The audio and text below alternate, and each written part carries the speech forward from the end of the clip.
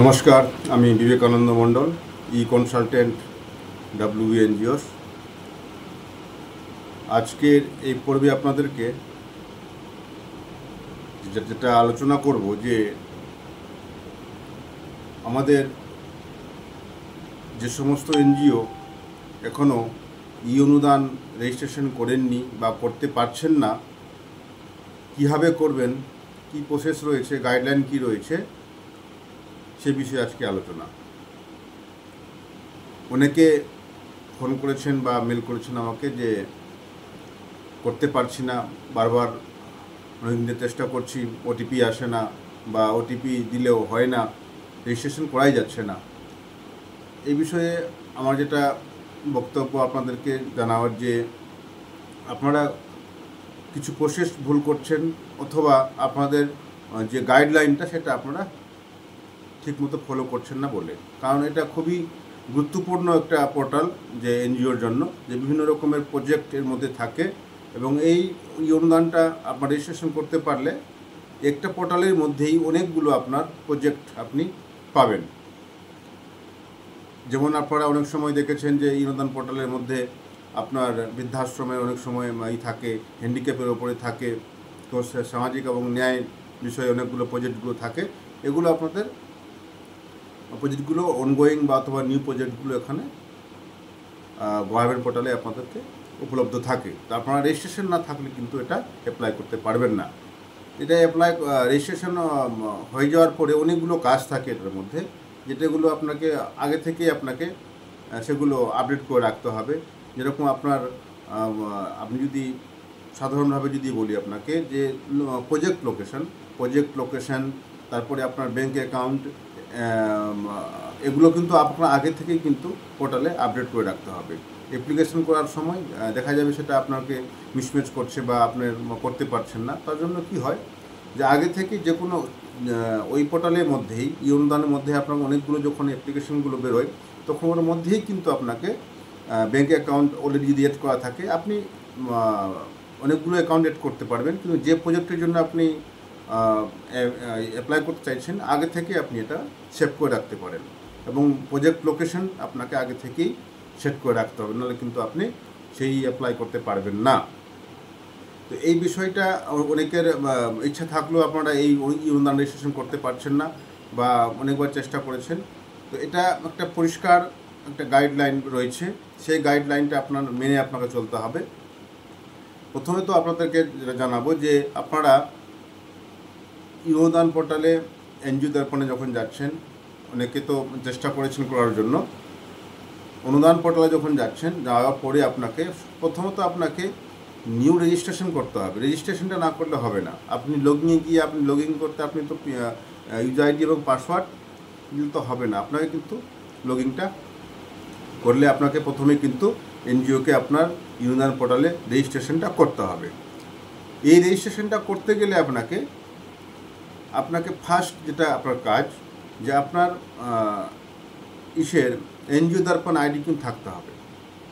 আপনার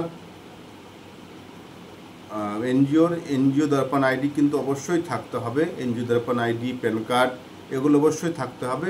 mobile number, email ID, এবং এই চারটা জিনিস আপনার কিন্তু মাস্ট থাকতেই লাগবে, এবং সেই মোবাইল বা ইমেল আইডি সক্রিয় থাকতে হবে। অনেক সময় দেখবেন যে আপনার অনুদান পোর্টালটা যখন সাবমিট করছেন, এসএমএসই আসছে না, ওটিপি আসে না, মেলে রিসিভ হচ্ছে না, অনেক কারণ হতে পারে। আবার এটাও হতে পারে যে আপনাদের হয়তো পোর্টাল খারাপের জন্য, এটা অনেক সময় পোর্টালে রেজিস্টার থাকার জন্য আপনারা কিন্তু এটা করতে পারছেন না, এটাও হতে পারে। কিন্তু বেশিরভাগ ক্ষেত্রে কিন্তু এটা সহজভাবেই করা যায়। আমি অনেককেই আমি ফোনের মাধ্যমে জানিয়েছি, কিন্তু অনেক সময় করতে পারেননি বা ফেলিওর হয়েছেন। তো সেই জিনিসটা খুবই একটা বিরক্তিকর জায়গায় অনেকে হয়তো ভাবছেন যে করবোই না বা করা যাচ্ছেই না। অনেকবার চেষ্টা করেছি, আমাকে অনেকে করতে বলেছিলেন, কিন্তু এটা কি বলুন তো, সাময়িক ব্যাপার। তো অনেকে আমি চেষ্টা করলাম, দেখা গেলো এখন ওটিপি যাচ্ছে না আপনার মোবাইলে। আপনি দেখলেন যে ওটিপি না যাওয়ার জন্য কাজই হচ্ছে না। ওটিপিটা ভ্যালিডি থাকে, মনে করুন আজকে দিনটা করলেন 12 ঘন্টা 24 ঘন্টা, দেখুন ওটিপিটা, একই ওটিপি আপনার অনেকবার কিন্তু কাজে দেবে। অনেকে কী করছেন, একবার ওটিপি দিলেন, ধরুন আবার ওটিপি দিচ্ছেন না। সেকেন্ডবার যখন আপনি রেজিস্ট্রেশন করার সময় ওটিপি যখন যাবে, ওটিপি কিন্তু আপনি ওখানে দেখে দেবেন 12 ঘন্টা বা 24 ঘন্টার জন্য ওই ওটিপিটা ভ্যালিডিটি থাকে, সেই ওটিপি দিয়ে কিন্তু আপনি কাজটা করতে পারবেন। এই একটা সমস্যা অনেকে এটা সৃষ্টি হচ্ছে, তার জন্য ওটিপিটা কিন্তু ভ্যালিডিটিটা কিন্তু একবার দিলেই কিন্তু আপনি সারাদিনে আপনি কাজ করতে পারবেন। একবার দেখে নেবেন যে ওটিপিটার ভ্যালিডিটি কতক্ষণ। আপনার যখন মেসেজ যাবে ওটিপির মধ্যে লেখা থাকবে 12 ঘন্টা হোক, 6 ঘন্টা হোক, 24 ঘন্টা হোক, আপনার অন্য কোনো ওটিপির প্রয়োজন নাই। ওই ওটিপি দিয়েই কিন্তু আপনি সেটা রেজিস্ট্রেশন করতে পারবেন। মেলটাও সেম একই রকম হতে পারে। তো এটা আপনাকে পরিষ্কার ধারণার জন্য আমি যতটা আপনাকে আমি মুখে বলবো বা আপনাদের জানাবো, কিন্তু আপনারা যদি আপনার সমস্ত গাইডলাইন যদি পড়েন তাহলে কিন্তু সবচেয়ে বেস্ট, এবং কি আপনি পরিষ্কার জানতে পারবেন যে কী করা যায়। ওই জন্য প্রত্যেকটা জিনিসের ক্ষেত্রে গাইডলাইনটা কিন্তু ফলো করতে হবে। প্রতি সময় গাইডলাইনগুলো আপডেট হতে থাকে। আমরা পুরাতন গাইডলাইন নিয়ে পুরাতনভাবে চলতে থাকলে কিন্তু অনেক প্রজেক্ট অ্যাপ্লাই করতে পারছি না বা পারবেন না। এই কেসগুলোতে আপনাকে অনুদান রেজিস্ট্রেশনটা আগে একবার করে নিলে কিন্তু আপনার আর করতে হবে না। শুধুমাত্র আপনার পাসওয়ার্ডটা রিসেট করবেন বা পাসওয়ার্ড চেঞ্জ করবেন, সে করতে হবে। এবার রেজিস্ট্রেশন হয়ে যাওয়ার পরে, রেজিস্ট্রেশন যখন আপনার আপডেট হয়ে যাবে, রেজিস্ট্রেশন পাসওয়ার্ড যখন আপনি নিজেই ক্রিয়েট করতে পারবেন, করে নেওয়ার পরে আপনি ওই অনুদান পোর্টালে ঢুকে প্রথম কাজ হলো লোকেশনটা ঠিক করে নেওয়া। লোকেশন ঠিক করে লোকেশন যে আপনার প্রজেক্টটা রয়েছে এনজিও যে জায়গাটায়, লোকেশনটা দেবেন। এবং কি সেই লোকেশনের পাশাপাশি আপনার ব্যাঙ্ক অ্যাকাউন্ট এড করতে বলবে।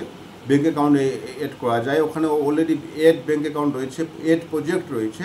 নিচে যেগুলো প্রজেক্ট 4-5টা প্রজেক্ট নিচে রয়েছে, ওই অনুদান পোর্টালের মধ্যেই লগ ইন করার পরে অনেকগুলো প্রজেক্ট নিচে আপনার লাইভ দেখাবে। কোন প্রজেক্টটা আপনাকে এখন বর্তমানে দিচ্ছে বা কোন প্রজেক্টটা লাইভ রয়েছে আপনার নোটিফিকেশান শো করবে।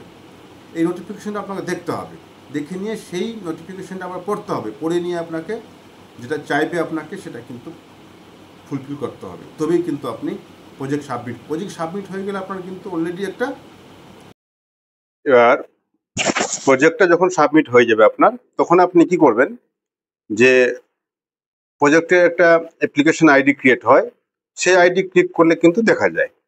তো এখন যেটা মেন বিষয়টা হলো যে আপনার সমস্যাটা আছে আমাদের অনুদান পোর্টালের রেজিস্ট্রেশনটা নিয়ে। এই রেজিস্ট্রেশনটা আপনাদেরকে সঠিক পদ্ধতিতে করতে হবে। তার জন্য আপনাদেরকে অবশ্যই আমি হেল্প করব। এবং অনেকে ফোন করছেন কিন্তু ফোনে বুঝতে পারছেন না বা আমি বুঝাতে পারছি না, হতে পারে। এর জন্য আমি একটা গাইডলাইন আপনাদের দেব, সেই গাইডলাইনটা দেখে দেখে আপনারা কিন্তু এটা সাবমিট করবেন।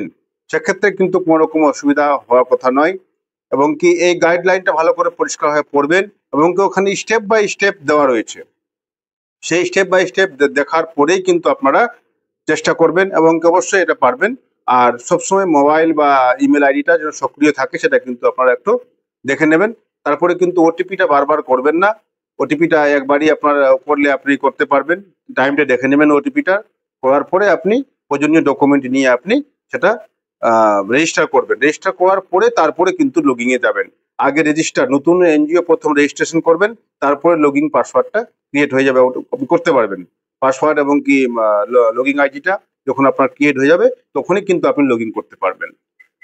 এই জন্য আপনাদের আমি এই যে ইউজার গাইডলাইনটা, রেজিস্ট্রেশনের গাইডলাইনটা আপনাদের আমি এই ভিডিও ডেসক্রিপশনে আমি লিঙ্ক দিয়ে দেবো। সেই লিঙ্কটায় ক্লিক করে আপনারা সম্পূর্ণ বিষয়টা পড়ে তারপরে এটা আপনারা প্রসেস করুন। তাহলে আজকে এই পর্যন্তই।